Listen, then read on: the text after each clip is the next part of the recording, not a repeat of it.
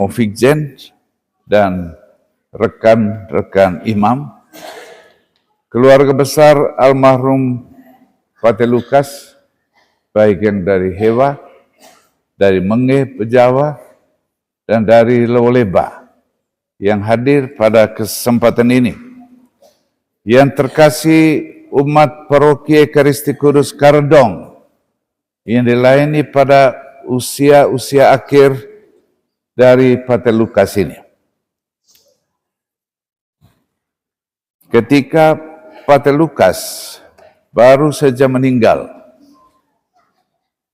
komunitas persaudaraan SPD, seluruh umat paroki Ekaristi Kudus Karedong memiliki sebuah kesadaran vokal, kesadaran yang intens, kesadaran yang sungguh-sungguh bahwa memang opa kami Fatih Lukas ini sudah we tanah mese kole tanah koe.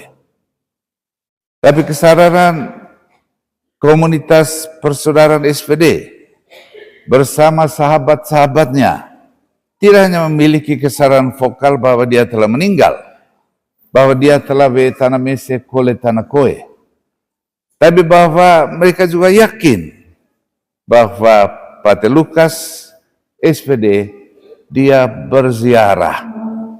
Fatih Lukas mopo Barulonto bae barukai.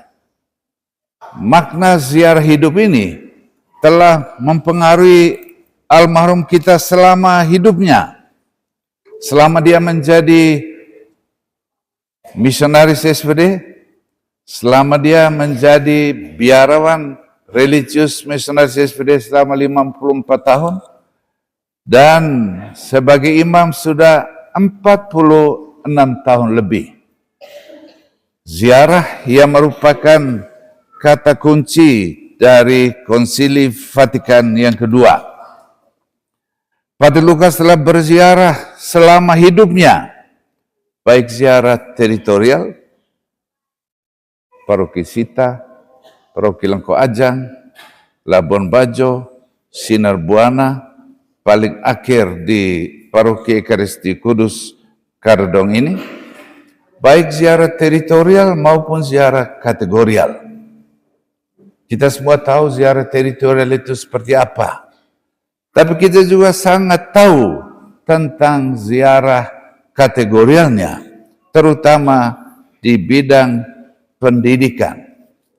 Fragmen-fragmen ziarah kategorialnya, terutama di pendidikan ini, telah mengangkat ke permukaan kata kunci yang digulirkan oleh Konsili Vatikan II, yaitu kata ziarah. Dan almarhum kita Fatih Lukas telah berziarah dari teori menuju praksis. Dia telah berziarah dari narasi menuju advokasi. Dia telah berziarah dari atraksi menuju aktualisasi.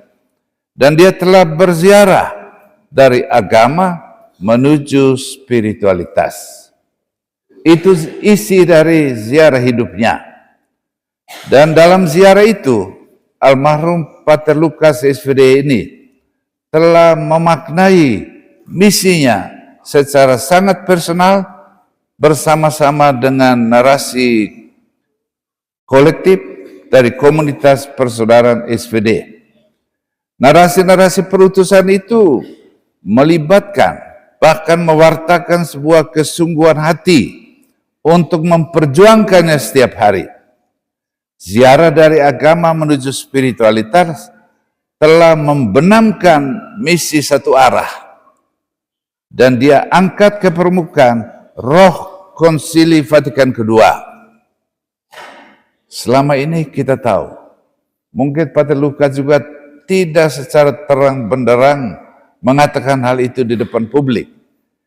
Tetapi almarhum kita ini memaknai misinya sebagai komunikasi, bukan indoktrinasi. Almarhum memaknai misinya sebagai liberasi, pembebasan, bukan penjinakan atau domestikasi. Almarhum telah memaknai misinya sebagai sebuah formasi sosial, bukan euforia keangkuhan intelektual. Almarhum Pater Lukas ini memaknai misinya untuk menawarkan solusi win-win, solusi menang-menang, bukan solusi menang kalah. Inilah pelayanannya sebagai imam dan misionaris gereja. Dia telah merefleksikan imannya sungguh-sungguh, baik iman ex auditu maupun iman ex online. Dan dalam permenungan itu dia sadar bahwa ada mutualitas misi, ada mission in reverse, ada misi terbalik, bahwa kita memiliki misi satu terhadap yang lain, dan kita mesti terbuka terhadap apa yang disebut ketidaktahuan baru, the new innocence. Kita harus disuburkan oleh benih-benih pemahaman orang lain, dan kita boleh sadar, tapi bukan kesadaran abal-abal, marginal atau pinggiran, bahwa dalam misi terbalik itu, dalam misi bersama itu, kita tahu bahwa kita tidak tahu. Dan dalam misi terbalik itu kita sadar bahwa kita mengetahui ketidaktahuan kita. Mereka yang kita injilkan itu kadang-kadang meyakinkan kita bahwa mereka benar. Almarhum adalah seorang pendidik. Lama dia menjadi guru, kepala sekolah, kepala lembaga pendidikan. Dan dia juga sadar bahwa dia harus berbuat sesuatu dalam pendidikan itu sebelum orang menggulirkan kurikulum merdeka seperti sekarang ini. Tapi itulah, pada saat dia menjadi guru dan pendidik, dia membangun gerakan bersama. Dia membangun gerakan bersama, bahwa pendidikan itu adalah gerakan kemanusiaan, pandito atau toko, kenko atau temu. Bahwa pendidikan dan guru itu adalah orang yang selalu menjalankan fungsi. Wingke tavie, selata tai raja, torong molor, tirik imbi, jejok mendoaku tentang keal. Dan itu di hayatnya bertahun-tahun sebagai guru dan pendidik itu. Dan dia lakukan itu lewat kesederhanaan. Tapi kesederhanaan sebagai spiritualitas. Kesederhanaan yang meyakinkan. Dia pasti sangat tahu dari kesaksian hidupnya bahwa tidak perlu kaya raya untuk setia. Dan tidak perlu bergelimang harta untuk bahagia. Dan itu dihayati oleh almarhum Lukas Larun Plue SVD ini. Almarhum adalah contoh paling eksemplaris sebagai figur yang sangat maju dalam cultural intelligence, dalam kecerdasan kultural. Ada satu umat dari Puntu, dari Ntaur, yang memberi kesaksian sebagai begini.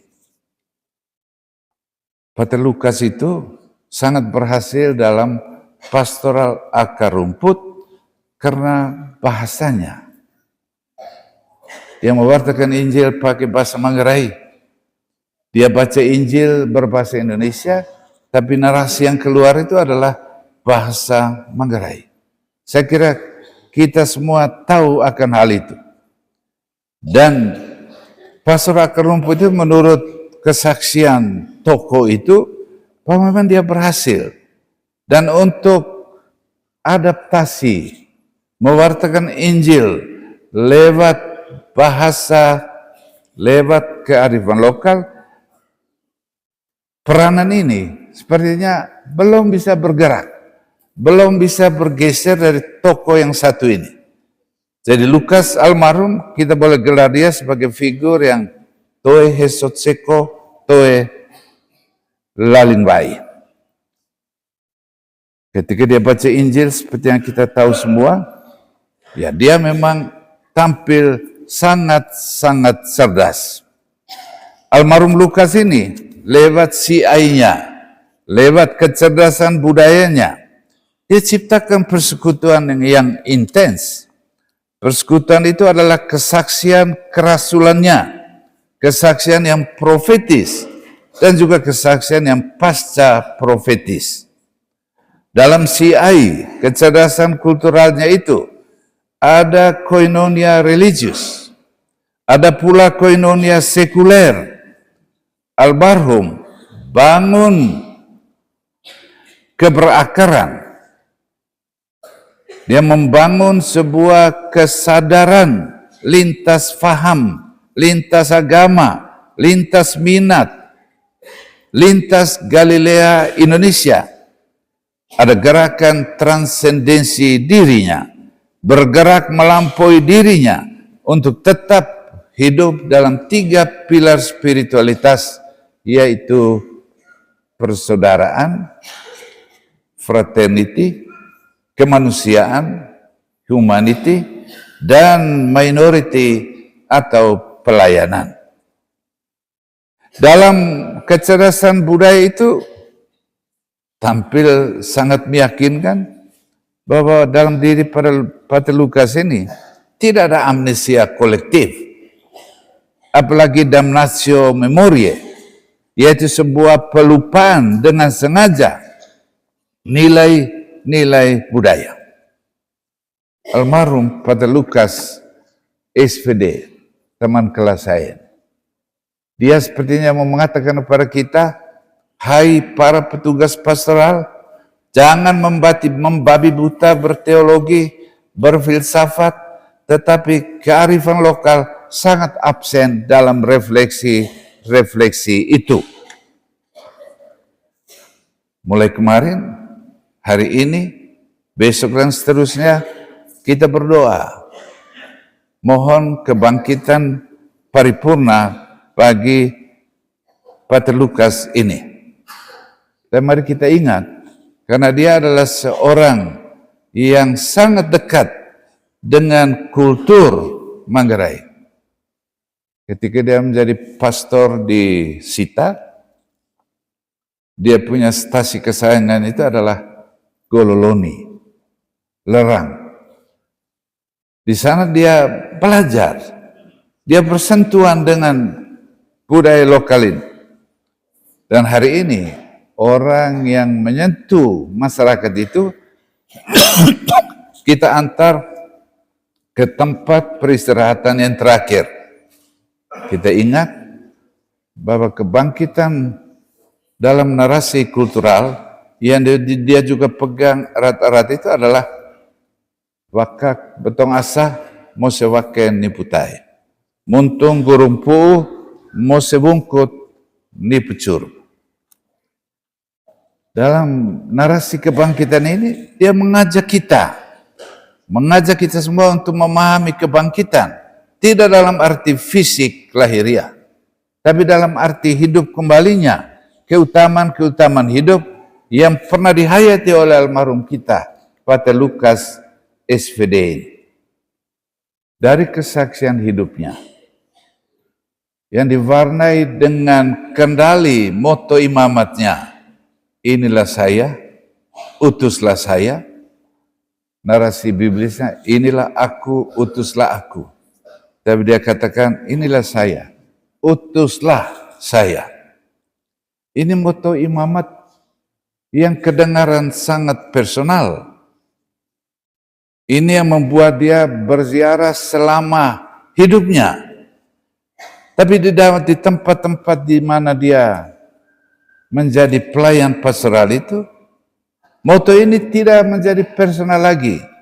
Ini perjuangan bersama. Ini amanah bersama. Kita semua harus bersikap terhadap firman Tuhan ini seperti dia yakini. Jadi tidak ada lagi hal yang mengatakan ini eksklusif Pater Lukas. Tapi ini juga adalah milik umat. Umat yang menjadi subjek pastoral. Ya Allah, inilah saya, selesai. Dan terhadap firman ini, Pater Lukas membangun gerakan kemanusiaan. Dan gerakan itu kita tahu. Sepertinya dia mau mengatakan juga kepada kita, firman yang satu ini, tidak boleh ada sikap dari kita, sikap yang dikenal sebagai runing kakan durik oke musi, atau runing kakar tanah okewa. Tidak boleh ada sikap cuek, baik cuek konvensional maupun cuek milenial. Yang leluhur kita katakan, tidak boleh ada sikap emerempegrade pisik-pisik nekadenge, emerempas rengkap pisik-pisik nekabentang. Terhadap firman yang menjadi moto imamat ini, dia modifikasi supaya menjadi gerakan bersama, gerakan umat yang menjadi subjek pastoral dalam kehidupannya. Karena itu hari ini kita berdoa demi kebangkitan paripurnanya. Tapi kita tahu bahwa sesuai dengan kesaksian hidup, bangkit untuk dia adalah meretas jalan, pandai salang. Karena Yesus sudah bangkit, dia katakan kepada para wanita seputar Yesus dan para rasul, katakanlah kepada murid-muridku, aku mendahului kamu ke Galilea. Berarti Yesus pandai salang ke Galilea. Karena itu bangkit menurut kesaksian hidup dari almarhum Pater Lukas ini, bangkit itu adalah pandai salang. Pandai salang kudut langkas nawa. Toe pandai salang kudut basak nawa. Pater Lukas pandai salang kudut ngalisnai. Toe pandai salang kudut rabinai. Pater Lukas pandai salang kudut nggalas wakar. Toe pandai salang kudut daat one wakar. Bangkit menurut dia adalah meretas jalan. Dia berjalan supaya kita ikut dari belakang. Dan dengan itu kita tahu bahwa almarhum telah menghayati sebuah leadership, sebuah spiritualitas leadership, aktivis kepemimpinan Kristiani yang senantiasa berziarah dari homing principle menuju pilgrim principle. Ziarah yang telah tinggalkan dengan sadar paradigma aktif kontemplatif. Lalu menuju paradigma masuk dalam spiritualitas integral yang digulirkan secara rohani oleh Konsili Vatikan II. Dalam spiritualitas integral itu ada afirmasi, ada pengakuan, ada aku, ada engkau. Aku dan engkau bersentuhan, bersua, bertaut pada saat yang sama, berjarak. Aku tetap dalam keterpersonaanku. Dan menurut Pater Lukas, Tuhan tetap dalam keajaibannya. Almarhum Pater Lukas ini sepertinya mau menggugah kita semua. Dia sangat akrab dengan 3 pilar rohani itu. Persaudaraan, kemanusiaan, dan pelayanan. Makna misi yang ditawarkan kepada kita, misi harus dilihat sebagai komunikasi bukan indoktrinasi. Saya kira sesudah dia meninggal, kita makamkan, dia pasti berdoa untuk kita semua. Supaya kita sadar bahwa dalam peluh komunikasi persaudaraan itu tertera terang benderang masa depan gereja komunio. Bahwa di dalam peluh kemanusiaan itu tertulis nasib matra-matra khas SVD dan SSPS. Doanya untuk SVD dan umat paroki, seperti yang sering kali kami baku ganggu di pendopo pastoran itu, doanya sangat intens, puitis sambil tertawa-tertawa, terutama kalau saya tunjuk kepada dia 1 bungkus Surya 12. dia tertawa. Tapi doanya intens. Kata-katanya sedikit, tapi maknanya sangat kaya. Maknanya sangat kaya. Tuhan untuk almarhum itu adalah figur yang tak terisyaratkan. Tak dikendalikan oleh siapapun. Tuhan yang wibawa, yang kesaktiannya bukan proyeksi hasrat dan rasa cemas.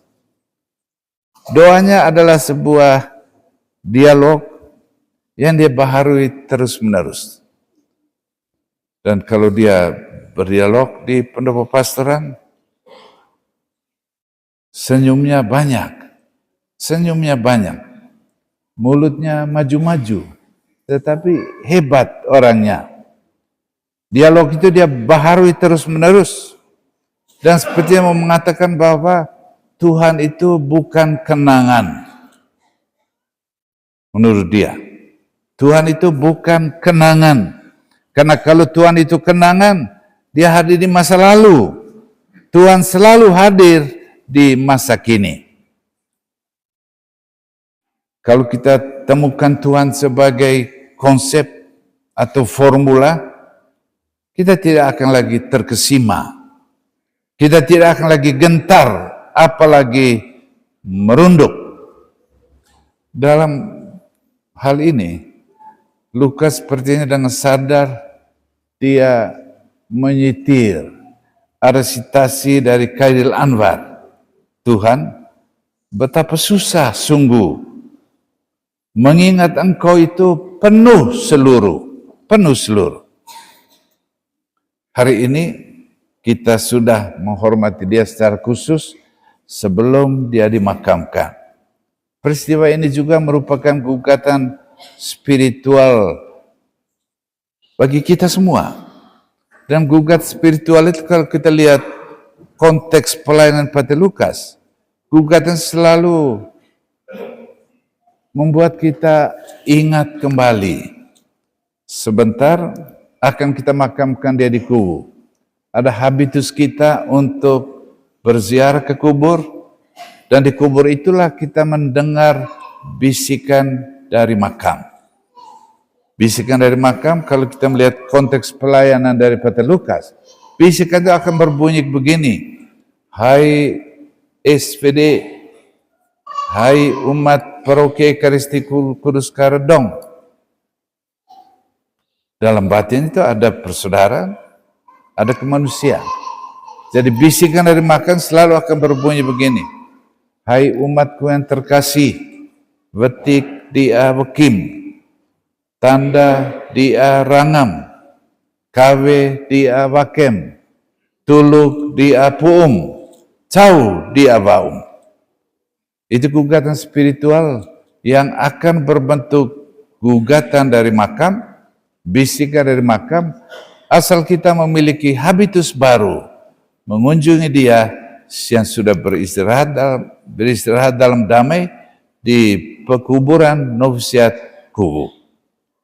Saudara-saudari yang terkasih, marilah kita menempatkan Pater Lukas dalam doa dan hati kita, sambil mendaulat dia menjadi pendoa kita, supaya kita bisa hidup dalam keutamaan Kristiani seperti yang dia hayati selama hidupnya. Dia yang akrab dengan 3 pilar rohani itu: persaudaraan yang dicanangkan oleh 2 uskup baru kita, kemanusiaan, kita diajak untuk merawat rumah kemanusiaan kita, dan pelayanan. Semoga itu menjadi harta karun yang ditinggalkan oleh almarhum kita Pater Lukas Larun, SVD, teman kelas Said. Pater Lukas, selamat jalan. Doakanlah kami yang masih tinggal di bumi pertiwi ini. Tuhan memberkati kita semua. Amin.